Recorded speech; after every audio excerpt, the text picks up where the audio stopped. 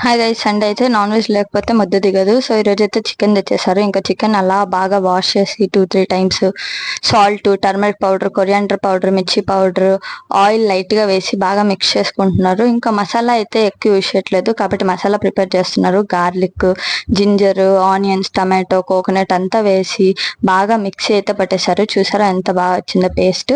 ఇంకా అలా ప్యాన్ పెట్టి స్టవ్ ఆన్ చేసుకుని ఆయిల్ అయితే వేసేసారు. ఆయిల్ బాగా హీట్ అయ్యాక వడిము, ఆనియన్స్, లవంగం, పట్ట and also biryani leaves, spices అన్నీ బాగా యూజ్ చేస్తున్నారు.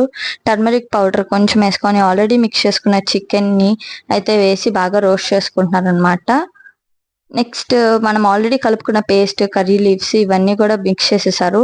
లాస్ట్లో మనము ఉప్పు, కారం కరెక్ట్గా ఉందా లేదా ఆల్రెడీ వేసిందాన్ని అని చూసుకొని అవి కూడా యాడ్ చేసుకొని వాటర్ని అయితే పోసేసారు. ఇలా నీట్గా బాయిల్ అయిపోయింది. చాలా బాగుంది. ఎమ్మీ. Like, share, comment.